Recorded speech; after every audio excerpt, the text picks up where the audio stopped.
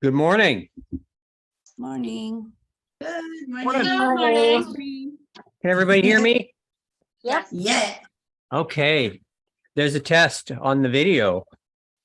What's the most respected name in real estate? Anybody? Century 21. Yes, that's the answer. That's what it is. 801. That's the one. Good morning. Good morning. Let's see. Let me reshare this.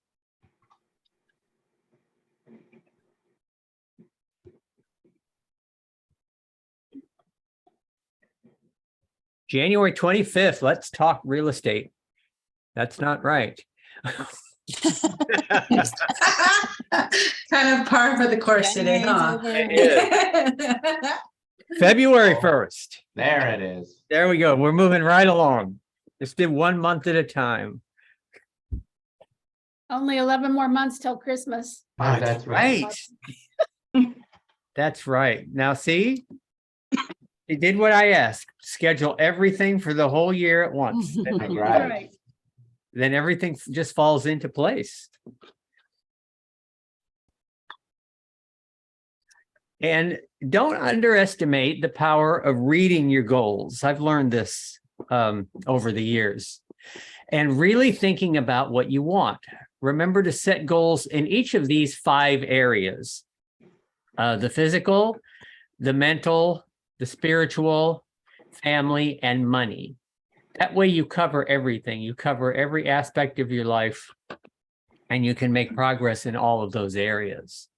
If you're a listing agent, and I hope you are, focus on building your inventory to the highest level you can between now and June. And that will ensure that you reach your goals. Focus on your listings. Remember who you spend your time with, and it is often your greatest influence in business and life is who you hang around. Hang around the cool kids, hang around the people, seek out those people that you want to be more like. And everything is going to take more time than we planned. So be patient, give everything time that you've set goals for. You really cannot speed it up or slow it down. And of course, there is a lot of business to be done. It is slowing down, of course, but people still have to move. And we have some good news and stability on the economic front and on the market statistics. So let's see what we have here. Let's see. All right, 10 per page, 4 pages. So there's over 40 listings today. So that's back up. We were down quite a bit lower than that. All right, does anybody have any new listings they'd like to share, new sales?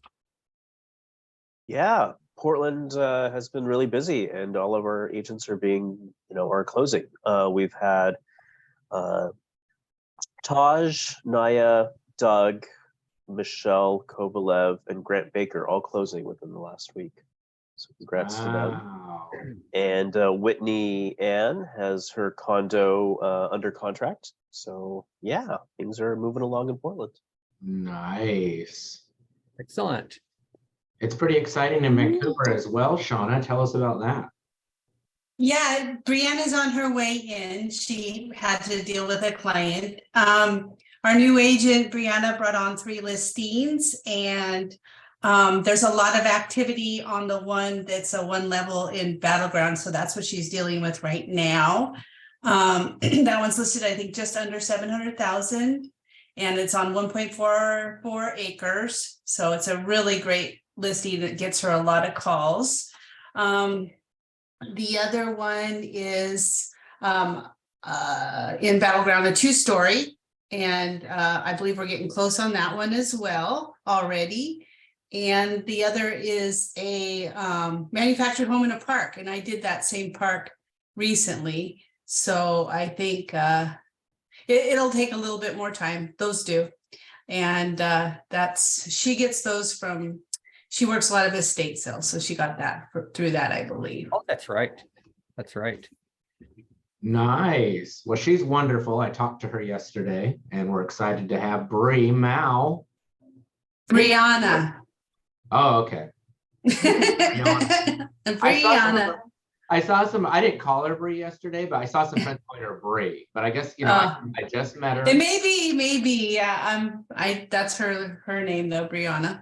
Just making sure. I haven't known her long enough to move into like the Bree stage, you know. So remember that name in case you have any estate sale needs. That does Mhm. come up from time to time. Yes. Right. She also has a house cleaning business. She's a busy gal. Well, welcome. Yeah. Any other new listings anyone like to share? Okay. Portland's busy. Okay, again. I did have a price drop. I dropped from 4.8 million to 4.35 million. That beautiful. that a lot? background Oh, home. now I can afford it. Yeah, all right, you Yeah. just opened the floodgates to offers coming in now. I don't know about you guys, but that is a really good sign that they called me and asked me to drop it. I didn't have to ask for it. They did that themselves. So that is people conceding to what's actually going on in the market. Right. That's a beautiful home. Good news. Mhm. Good news. Okay. All right. This video. Orlando, Florida, that's coming up. If you plan to go, March 4th. Oh, that's very close. It's Okay. Coming up soon, kids. Now, That's does this happen every year, or when do they release the dates? Because I'm interested in going next year, but this year's kind of out of my range. Sure. But They will discuss it at the conference usually. Yeah. And It's It's people- usually every year, and every year it's on the opposite coast. It has been, yeah. Yeah, so far. then it'll be local next year. It, Probably on the web- Vegas. Yeah, Yeah, probably it's often Vegas, Vegas. Yeah, California. some- but they make the announcement in February, March. It's almost always in March. Okay, And they announce it a year ahead. Mhm. that's perfect. And it's best to get your tickets right away because they go up in price. Yeah, right away. So they're the cheapest the month that they announce it, and then they go up a lot from there. Yeah, I've been seeing that all over workplace. Yes. So buy it when it's announced. Yeah. Well, there comes Brianna, I see. Yeah. Yay. Oh, there's Brianna. Nice. okay. All right. How's the market? We got some good news this week, which is the same news as last week. I think last week they were 6.14 was what money.com had listed. And today they're 6.13. So that is a Alright. change of 0.00 something. It's a change of not much. And but Pat Wolcott was telling me, which is true, if you want to go out searching for an interest rate that's in the fives, you probably can find it. And then you can tell people, well, I know one in the fives. So interest rates are really going down. But 6.13 is the average of according to Freddie Mac. So that's the number we're going to use, 6.14. Consumer Price Index, this comes out, I finally found a good source for this. It comes out every month to show you what inflation is, and it's a monthly report, and 6.45, down from 7.11, down from 7.75, down from 8.2. So you can see the trend there. There's a correction in the inflation rate, which was getting frighteningly high. All right, so that's good news on the on that front as well. And the NAR Economist report is very interesting. It's kind of a summary of 2022 about where Americans are moving to from one state to the other, or maybe it takes in other countries. Kung, tell us about that. Okay, well, let's see where people moved in 2022. Although the population continues to increase, fewer Americans decided to move in 2022. After a historically low moving rate in 2021, data indicates that even fewer Americans moved across the country last year. But this isn't a new trend. Millions of people moved during the pandemic, driven by the opportunity to work remotely and the desire for more space and better affordability. Nevertheless, the moving rate has declined for the last 6 years.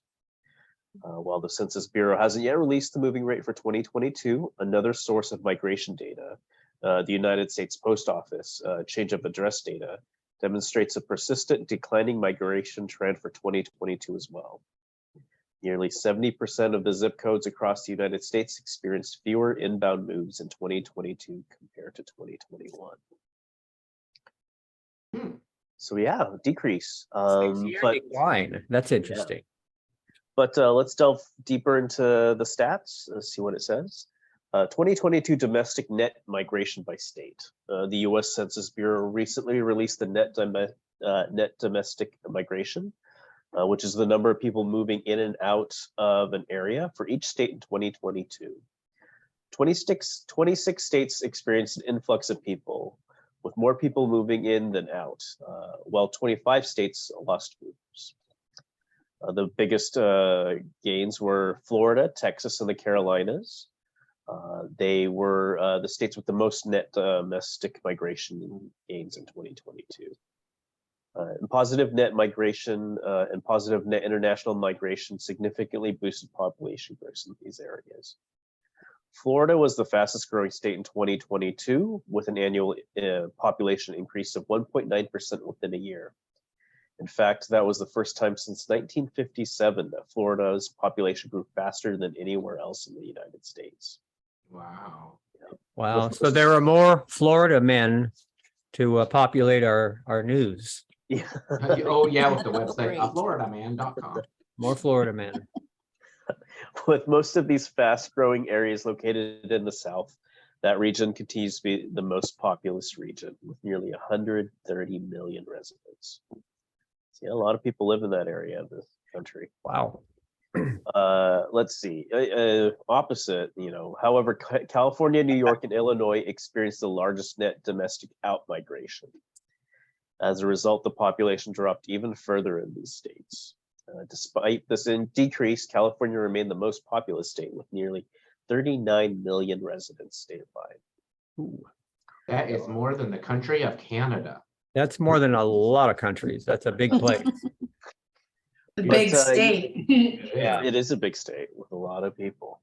But if you want more information about your specific state, you can look down here on this chart. This Idaho, there was a Idaho. domestic net migration of about 28,639, which means a 1.8% increase. Yes, I believe it looks like Idaho. That's made high on the top- list. Yeah, it made the top Arizona 10. too, yeah. Washington Arizona. is a negative 3,580 with only a 0.06% increase from last year. And Where's Oregon, Okay, here's Oregon. Washington is up between North Dakota and DC. Down There we go. Yep. And Okay. Oregon is on the bottom with a negative 17,000, which means a negative change. Hmm. Okay. Oregon's a little smaller. Yep. Let's see what else it says. 2022 domestic net migration by metro area. Delving deeper into Oh, wow. details. Looking at the local level, remember that the census doesn't yet provide any information for 2022. The current study uses the USPS change of address data to identify the local migration trends. Since people who want to forward their mail from their old home to their new residence file a change of address request to the USPS, this data set is good proxy for how and where many people are moving. The current analysis covers relocations by zip codes across the United States during 2022. Most areas that experienced the largest influx of people were in, again, Florida, Texas, and the Carolinas. specifically Ocala, Florida, Tallahassee, Florida, Charlotte, North Carolina, Savannah, Georgia, Houston, Texas, Deltona, Florida, and Myrtle Beach, South Carolina were some large areas where inbound exceeded outbound moves by more than 6 percentage points. For example, the inbound move rate was nearly 57% on average in the Charlotte metro area. Wow. Yeah, some cities are experiencing a lot of influx. A common characteristic of these populous areas, in addition to the fact that they are located in the Sunbelt region, was a robust job market recovery after the pandemic. Among the top large areas with the highest inbound move rates, not only was their economy able to recover all the jobs that were lost at the beginning of the pandemic, but there was about 5% on average more jobs now in March 2020 in these areas. Compared to the national level, the job market recovery after the pandemic has been more than twice as fast as nationwide in these areas. There are about 6% more jobs in the Deltona metro area now compared to March 2020, while the inbound move rate was nearly 56%. Respectively, employment has increased about 6 percentage points since the pandemic in the Charlotte metro area. So jobs are a big reason why people are moving. Well, it isn't just the sun because they're leaving California. No. I think a lot of it is taxes I hear from my clients that are relocating. Yeah, that's a big reason people move as well. Mhm. But like they say at the top there, robust employment. Right. Yeah. Yeah. And on the flip side, big city centers such as New York, San Francisco, and Chicago continue to lose movers. Although more people are returning to these areas as employers demand a return to the office, outbound still outpace inbound moves in these large areas. While affordability hit record lows in 2022, it is the primary reason that people continue to relocate from these big city centers to less dense and more affordable areas. Nevertheless, according to the USPS data, Los Angeles, San Jose, and Washington DC experienced migration gains. So yeah, it just depends on the city and the different areas and what they have to offer. So this map, if you scroll down some more, you can click on your area to see what the inbound move rates are. And, you can do it by zip code. So Southern California, again, Southern California and Northern California, we're seeing two very different. Right. The blue is pretty much above 50%, and the red is below 50%. As you can see, a lot of the blue is happening in the south part of the country. People like jobs and sun. Yep. That's Right. really interesting. Yeah. Okay. All right. Thank you. Of course. Very interesting to see what people are doing, how the country's changing. Mm-hmm. Good information to know. Yeah. Okay. All right. Well, let's do the how's the market on this. And we have this right here. How's the market on the Productivity Hub? And Nick, how's the market in the Portland Metro? Some prices are beginning to see signs of cooling as buyers have pulled back due to mortgage rates increasing last year, which is starting to convince sellers to lower their prices. The average days on the market is 55 days, and home prices have increased 6.8% over last year. The median home sold price in the metro area was $548,000. Interest rates are currently 6.15% and are expected to fluctuate over time. That there are still more people looking to buy than there are homes available, so it's still a very good time to list your home. Right. Still a seller's market, although very close to neutral. Very close. And Shauna, how's Clark County, Vancouver? Oh, home prices are beginning to show signs of cooling as buyers have pulled back due to mortgage rates increasing last year, which is starting to convince sellers to lower their sales price. Average days on market is 52 days. So that is increasing a little bit, and home prices have increased 11.3 over the last year. The median home sold price in the metro area is $525,000. Interest rates are currently at 6.15% and are expected to fluctuate over time. There are still more people looking to buy than there are homes available, and it's a very good time to list. Ah, Great time to list. So it says home prices have increased over last year. But I understand those are You- going down currently, though. yes, currently we're seeing, I'm saying 2% a month. Right. Right. So that 11.3 is a rolling average right. increase. It's a little different than on the Portland side. It's a little, yeah. But it's even more different in Cowlitz County and Longview. How's the market there, Cheryl?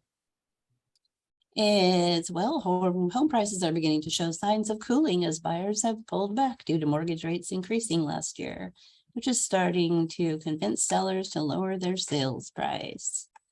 In December, there were 60 new listings taken and 60 properties sold. Active listings were 205. Average days on the market is 103 days. So 3.42 months. That's getting closer to that 5 to 7 mark of leaving the seller's market. Right. The median home and sold price in the area is 380,000. Interest rates are currently 6.15% and expected to fluctuate over time. There are still more people looking to buy than there are homes available. It's a very good time to list. Excellent. Excellent. A little different up there. Mhm. Little more affordable. All right. Yeah, exactly.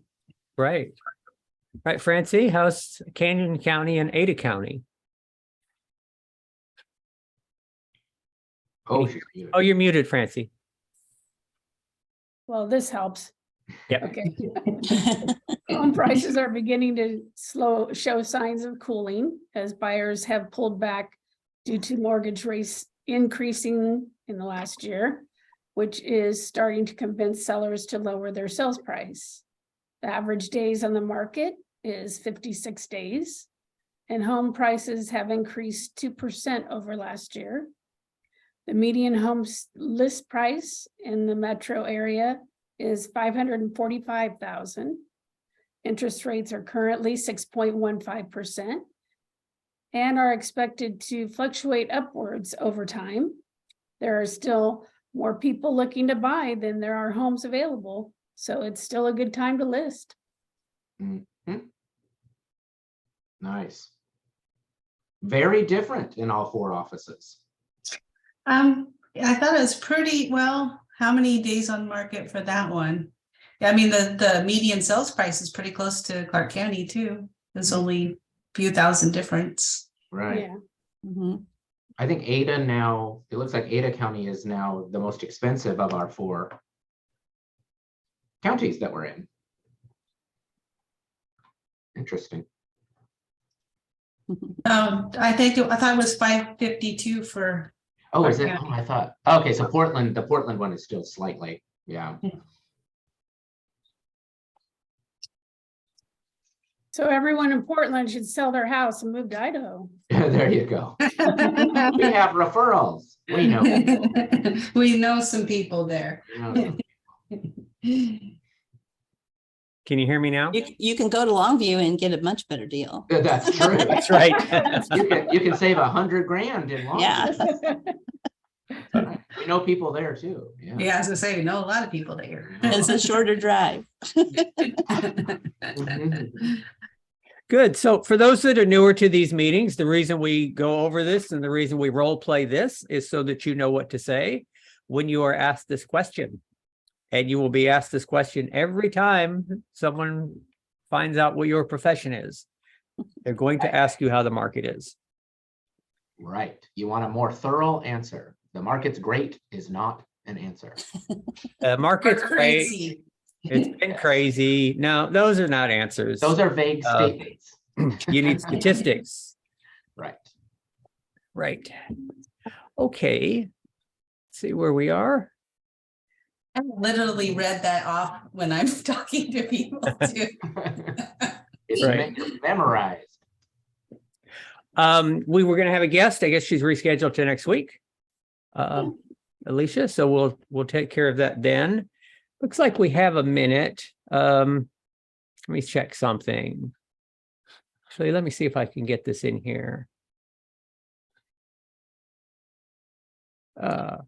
Josh, are you there? I am. Do you mind if I share your video?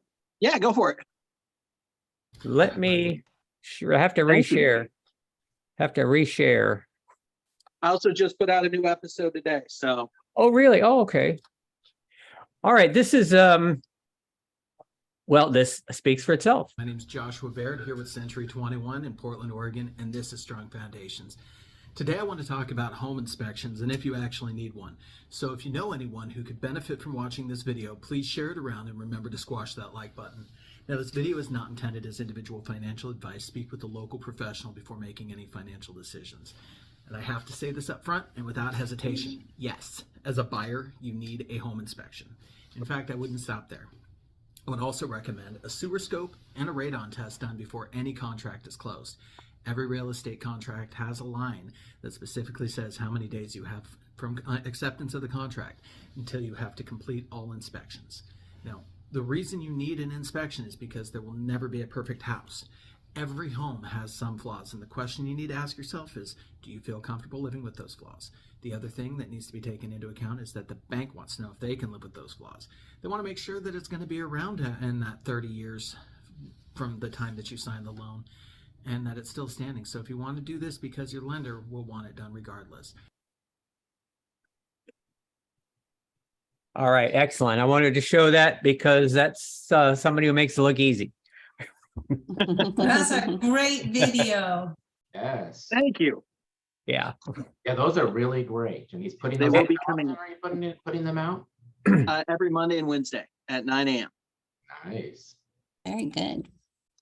It's short, it's to the point, it's important information. And it's out there on video and social media. Most powerful way to present your message. So everybody think about that. Think about why you're not doing that, because you have a TV studio in your pocket right there. And it can And a go out to free, the yeah. entire world. And YouTube is free. Exactly. There aren't a lot of excuses. You have the information. We just practiced it this morning. I do a state of the market video as well. I'm going to start doing that once a month, but I know that we were talking about the Keeping Current Matters website last week. And so I kind of got a little curiosity and found an app called Speechway, which is basically a free app. You can pay for the premium services, but it is an app that allows you to upload scripts. So you can have your own dialogue right there on the screen, like a teleprompter. And you can adjust the speed, you can adjust all sorts of settings. So it's a really great tool. And yeah, I'm getting. Was it hard to get? Was it hard to get it up and running? No, it's super easy. You can connect it to your Google Docs account and just start uploading whatever information you want into your Google Docs. And let me see, am I sharing? Yeah. So basically it looks like this. You click on this little blue button right there, and then this download button. Go to Google Docs and it'll pull up all of the documents that you have. And then you just select which one you want and then hit the import button. And then you just click on that and hit play and it just starts reading it down the screen. Right. Thank you. And Nice. I did witness his studio. If you're gonna do this like him regularly, invest in some of the tech equipment. He does have a ring for his lighting. Mhm. So it's not totally flippant. Like you said, he's got a script, he's got a ring, he's invested in this to some degree. So research that as well. Absolutely, yeah. Put some thought into those things. I think a light ring or some kind of lighting is probably the first thing somebody would buy. Yes. Mhm. And I mean, they're relatively inexpensive. You can get them for about $30. So Mhm. Amazon. Yeah, Amazon got it all. They really do. Okay. Yep. All right, let's have a real estate discussion, but I'm worried about running out of time, so I got to show you some new homeowner had a little problem in the UK. And maybe you've seen this before. They came home, they'd ordered a new sofa, and they came home and found it had been delivered. Oh, And so it's a funny article. There's a little bit of discussion on the phone with the furniture company. But that's how the delivery people left their sofa in their, it's a brand new construction. Somebody quit their job that day. They're like, Yeah, that was the end of it. Oh my Now, God, that's funny. Look at the Or they next could picture. possibly still be stuck upstairs. Yeah, somebody's trapped upstairs. Oh my gosh. Oh, God. The reason I would run and find another job is because of this. Ooh, Oh, no. Wow. Oh my Wow. gosh. oh my You can't gosh. say they didn't try. They tried to Yesterday, get that upstairs. I Oh chose my my moving company yesterday and I'm paying 3 times the amount I'm paying to move out to move in because I care about that. Right. Wow. Oh my Yeah. gosh. Great I picture. mean, that is significant structural damage. They're gonna, geesh. All right. Cheryl and Shauna, what would you like to do? We have a little more material than we need, so you can pick from it. Cheryl, would you like to go first? Sure, I can do that. Keeping promises to yourself. I think you kind of talked a little bit in your deal about that. Right. Earlier about doing the things you need to do, setting those goals and getting things going. And it kind of goes along with the keeping track of your numbers thing that I posted from Mike Ferry, because that's, remember, you got to keep track of those numbers, and it's not too late. You know, you only got January at this point to plug in. Right. So yeah, if you haven't started it, it's not too late. Just, you know, get on it. Just get on it. Right. Just do it. Okay, so this talks about just when we make promises to others, we go above and beyond to make sure that we keep that promise. Be it family, friends, or colleagues, we want to keep our word. We have the inherent desire to be viewed as reliable. Sadly, when we make promises to ourselves, we aren't half as enthusiastic and driven to keep them. We are laid back, and if we fail to keep that promise, we just brush it off like it's nothing. But it's not. The time frames we set for ourselves are not firm. We can, you know, it's so easy to push things off to another day. When it's just you. We're extremely comfortable with moving our things around and pushing them to a later date. Why? Hmm. Why? This is because when we fail to keep the promises we make to others, there's a certain level of judgment that we don't want. However, when it's the promises we make to ourselves, there's really no one to judge us. So we tend to go easy with ourselves. Moreover, there's no one to hold us accountable. We can do what we want and no one will come and follow up to understand why we didn't do what we said we would do. To add to that, usually there aren't any immediate consequences. We tend to be blinded from seeing the future, and we convince ourselves that there's plenty of time. You know, we'll start next week. We'll start that diet on Monday, start calling on Monday, you know, next week. Some of the promises we make to ourselves might look like this: going to the gym consistently, making 25 prospecting calls a day, eating healthy, sending something of value to your clients, meditating, all those things, reading 2 books a day and starting the app. It's so easy to push it off. Oh, I'll start tomorrow. I'm just going to skip that today. I don't have time. Right. So- 2 books a month. Don't read 2 books a day. Oh, did I say day? Yeah, don't do that. Yeah, you gotta work sometimes. That would be hard. 2 a year for some of us.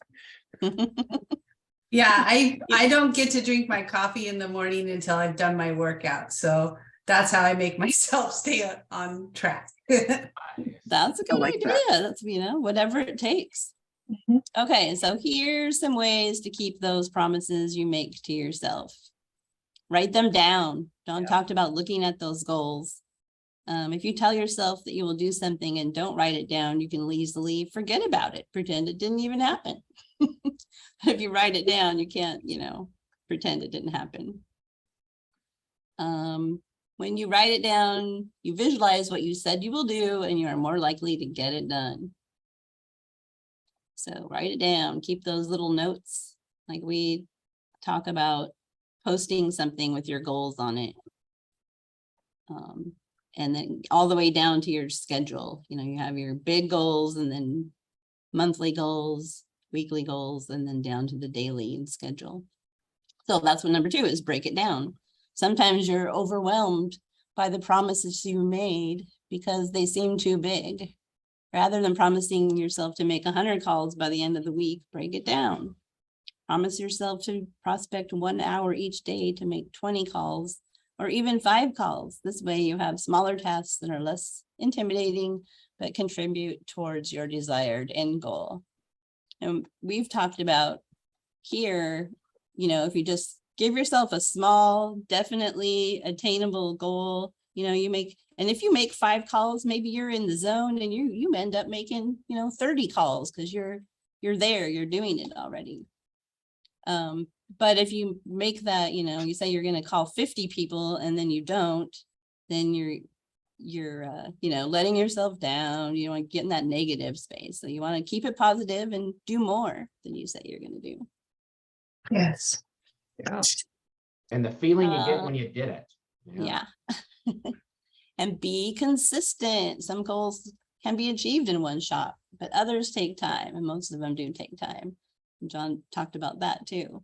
Long-term goals like achieving a certain level of fitness or closing a certain number of deals require consistently. Even on days where you feel like you aren't in the mood, just do something towards that goal.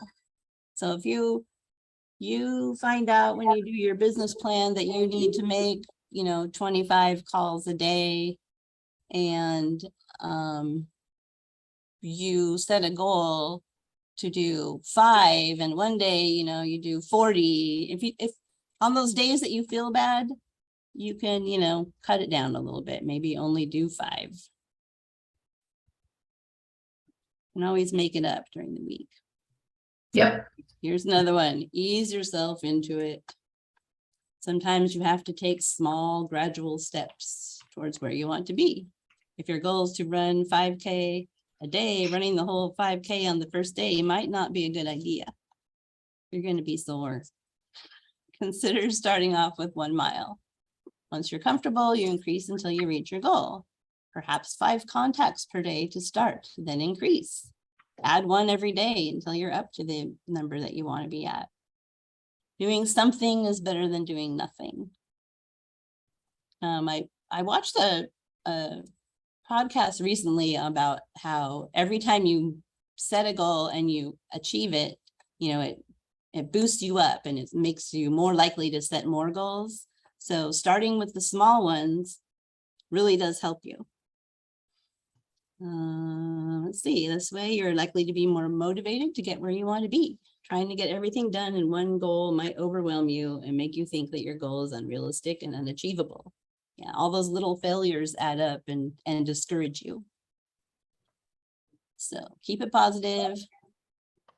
Big thing that we can do is get an accountability partner or join an accountability group. That way you have somebody holding yourself to those goals.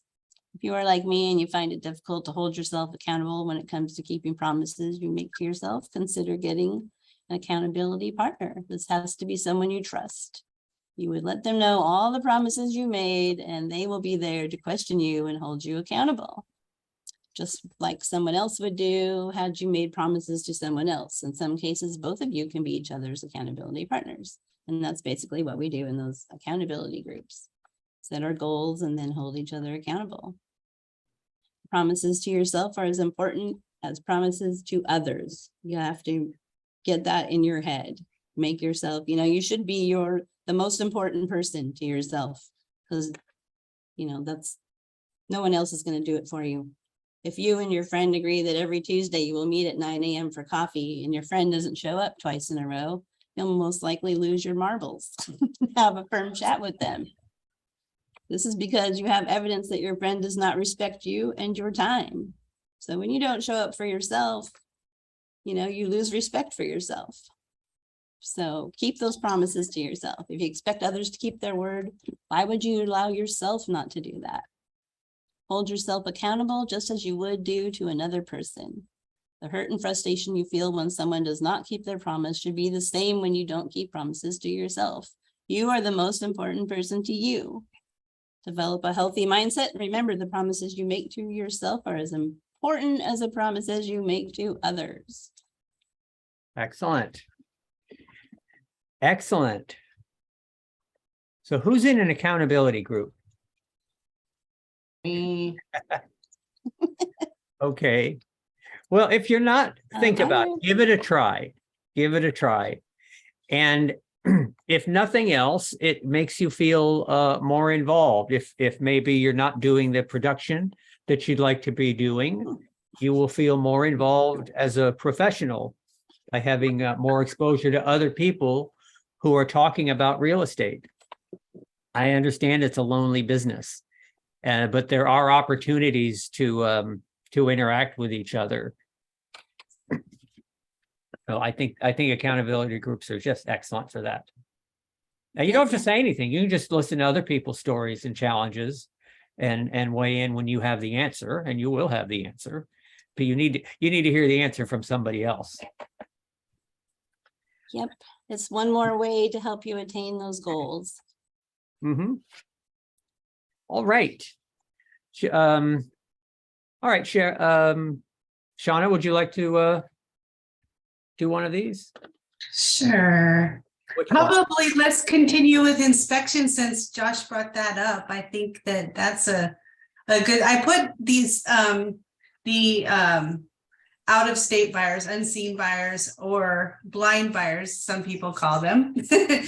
I had to ask that person, what do you mean by a blind buyer? That means they haven't seen it yet. So we'll do that one a different, oh, you got it, okay. Well, which one? Sure. Which one do you want to do? We can do this one, that's fine. Well, there, They're both up. Which one do you want? which one do you guys want to do? Uh, Anybody have a vote?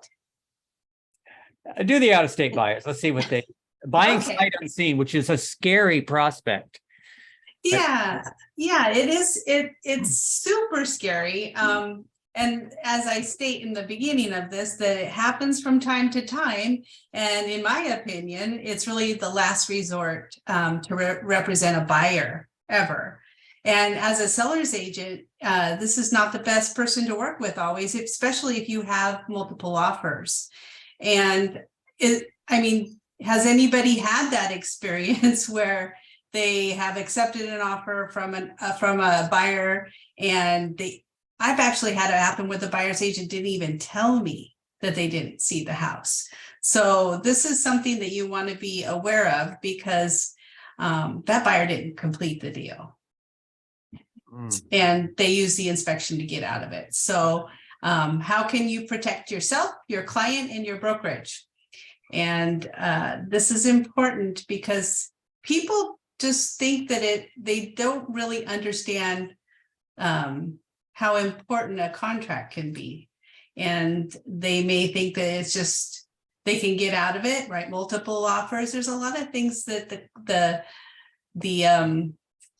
general population doesn't really understand. So we need to educate them.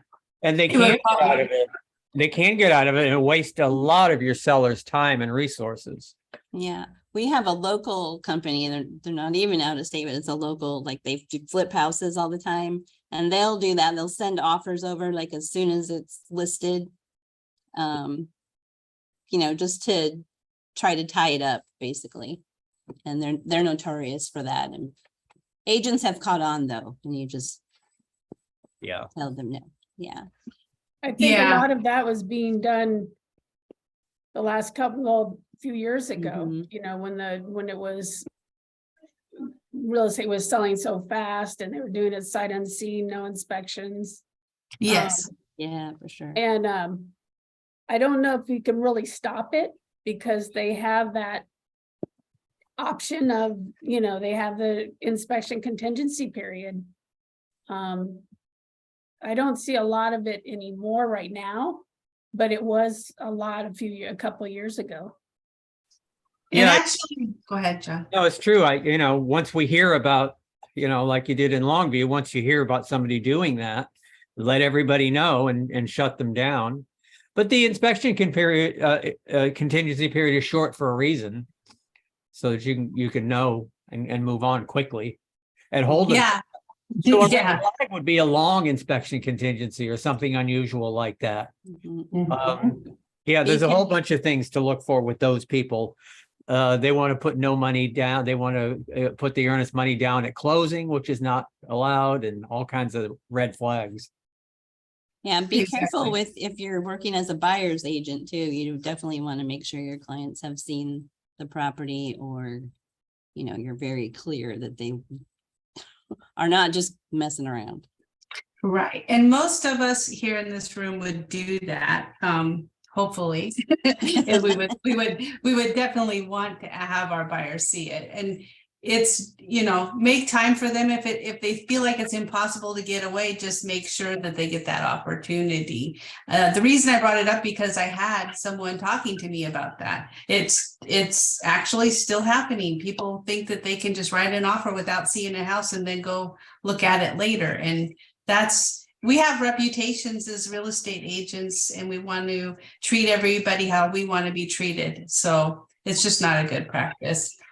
But I wrote in here that, and John already mentioned a lot of it, that if it does, well, it's great, because if it does happen, there's things to look for. Like, make sure the earnest money is deposited right away. Especially as a seller's agent, you want to keep on top of that. Make sure their loan, talk to the lender. I hope you're doing that anyway, but talk to the lender and make sure that their loan application is in, or you see the proof of funds. The inspections are not prolonged and they're done timely, and communication happens at those times. And this is what I know I've had to do a few of these over my career, actually more than I would care to admit. But because people coming from other areas have family members here, that's the best way to go. If you have to do one, get that family member or person that they know, their close family friend, whoever it might be, get them involved with the inspection and things like that, so that they have another set of eyes there at the property. It is really scary to be a buyer's agent doing that. And you just always worry when they get the keys for the first time, see the house, and they actually like it. It's just not a good situation, but it can work out. And I've had it happen several times. If anybody runs across that, talk to me if you want to, and I can give you my advice at the time and help you work through all the steps. If the sale does not work out, know what can happen whenever the buyer sees. Yeah. So yeah, it could be really bad if they get there and they don't like it. And tomorrow's inspection day for a house I listed a couple weeks ago. That buyer did not see the house. She bought the house through a different realtor, and she turned right around and is selling it through me. And she's losing a lot of money. So it's just not a good idea to do. And that's why I brought it up. Okay. Excellent. And do we have time to talk about this one? I think we do. Okay. You'd like to? Yeah. Sure. Okay. Inspection responses. There are reasons we need to do a full home inspection and additional inspections. What are the additional inspections that can come up? Well, I'll wait till I say that. Review with your clients the advantages of having all the different types of inspections. And we all know what those are, right? We got the regular home inspection. What else does everybody like to have done on their house in Portland? Radon. Yeah. In Portland, you have to remember, the Go green ahead. energy score. Yeah, that's just in that area. I don't think any of our other areas we have to do that yet. I like to have all of the vent ducts cleaned. That's expensive. Like a $600, $700, $800 deal there. And then along with that, usually a sewer scope. And even in Longview, they do sewer scopes. Yeah, even in Longview. Well, and Longview doesn't have radon. They don't do radon testing there. Yeah, hardly not really. ever. It's No. because there's not a lot of radon in the area. We don't have that, but we do have bad sewers. It's good to know what the prices of the home inspection. I never quote it to my client. I always make the inspector quote it to them. And know your inspection period times. Rarely do you ever let anybody out of an inspection. That lady that I was just talking about didn't do a home inspection either. So it's going to be interesting to see what happens on our inspection tomorrow. So one of the things that is allowed after you have a home inspection is to request for additional inspections in Washington. I know in Oregon and Idaho might be slightly different, but I wanted to ask what people think the most common additional inspection would be in Washington or Oregon or even Idaho. Go ahead, Francie. A roof inspection. Yes. And then there's another number two. Yeah. And then there's mold. Yes. Mold is a big one. And it comes up like 50% of the time too. A lot of houses that were built didn't get good venting in their attics. So we look at that a lot. So those are things. So it's good to have contacts, mold people that you can trust that aren't going to go in there and try to make a lot of money off of a little mold in the attic, because usually it's quite treatable and pretty affordable. Right? Does everybody have a good mold person? No, Use- they could find I it. use mold eaters in Vancouver. They're wonderful. They've been around forever. They will go to the house. I've actually had them come to the home inspection. If the buyer is got asthmas or things like that, you can have the mold people come and inspect the attic at the same time or whatever needs to be inspected, and they'll give you an honest answer and a bid to get it fixed. Sometimes that can save some money if you know it's going to happen. So the sewer scope. Do you do that on new construction? New No, construction? most definitely. Yes. Yes, yes, yes. Yes, you know why? Yes, the water's been running through those pipes. And when they're doing construction, it's happened before, people will run over the pipes while they're pouring cement here or there. And you get a brand new house and all of a sudden you have backups or whatever when you run a certain tub or whatever. Also, you're doing the inspection, but I myself have scheduled a sewer scope for next week in my brand new house. So that's one inspection that I won't not do. That's a good point. You know, no one thinks they think brand new house, but yeah, what happened during construction? Or it could flow out, but there could be a disconnect. You don't know unless you have that scope done. And for $125, why not? Just to know. Also, And- because I bought a new build, well, last year or a year and a half ago. And I was wondering if, about having my vents, my air conditioning ducts cleaned out. So I had a estimator come to give me a price for it. And he was mentioning all these things that they do during construction that could go down in your vents. And I'm like, oh my gosh, I never even thought about that. But yeah, I mean, the dust, the drywall, they just kick it in sometimes. So That's a you good don't know. point. Yeah. I've heard of things later on that people found things in there that, you know, you want to go back on that builder and try to do something, but good luck with that. So So I'm having my inspection. ducts cleaned. Yes. And then the radon testing, like John mentioned, that is something, especially people who have children and things like that. It can be very bad for our health. So you want to make sure that you've got clean air in your home. And if you're New buying construction, new construction, they'll have a checkoff if the radon test has been done. Yeah, so I don't have to pay for a radon test, and most often they will have great ventilation already installed. So you don't have to worry about that. And the septic inspection, that is in Washington, the seller usually pays for that. I think in Oregon they do as well, right? Anybody? I'm not sure, because I try to stay away from things that have septic, only because of Oh, other rules that Yeah. are in, when you're buying a property with septic. Yeah. I would imagine that asking as a buyer's agent, asking when the last Well, a lot of places it's a record on the county website. You can see Yeah. that. I know in Clark County we can, and we have a lot of septics here, Cheryl. In Clark County, lots of septics. Yeah, in Cowlitz County, we have lots of septics. Yeah, we definitely wouldn't try to avoid them because there's a lot of them. So, but it's not Mhm. usually a big deal. And usually sellers do pay for it other than, the last 2 years.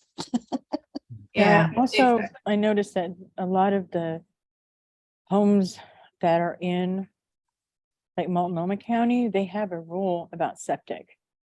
And I think they're changing when a new building is being built that they have to hook to the city sewer. I don't think having a septic tank is actually an option anymore. It can be. It can go different ways in different counties for sure. Mm. And then we have the well test, and that you always want to have that done. I always have my buyers do that test themselves and make sure you get yourself enough time, because it's not easy to find that type of inspector. It takes time. Usually it can take up to 20 days to get your water results back. And I think that covers just about everything on inspection. Okay. And then I want to say hi, Brianna, say hi to everybody so they know who you are. Welcome. Hi, Welcome. Brianna. Hi, sorry, I was muted. Yeah, welcome to the team. Thank you. Yeah. Okay, any events coming up in the offices, any lunch and learns, any accountability groups? What's next? Yeah, I we're have a still counter- gonna, sorry, go ahead. No, you go ahead. Let's see, we have accountability groups meeting every other Tuesday still. We're gonna continue that. We had our last one yesterday. And we're gonna have our lunch and learns in Portland last Thursdays. So there'll be another one scheduled on I believe the 26th of February. I don't have my schedule in front of me for my next advanced training, but it'll be this month sometime. Okay. It's only the first. Yeah, I know. I need to look at that. Things may be switched around a little bit. I did schedule movers and all that kind of stuff. So I'm rocking and rolling and getting my stuff back going in Washington. Back to the great Northwest. Mhm. Yes. And summer's coming. Just be patient. It doesn't feel like it.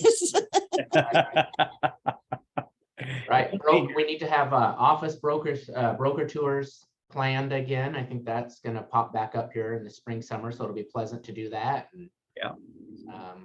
Get houses open with open houses and have some fun. Yes. It's an open house year. Absolutely.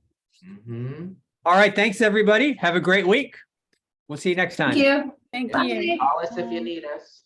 Thank you. All right, bye. Thank you. Bye.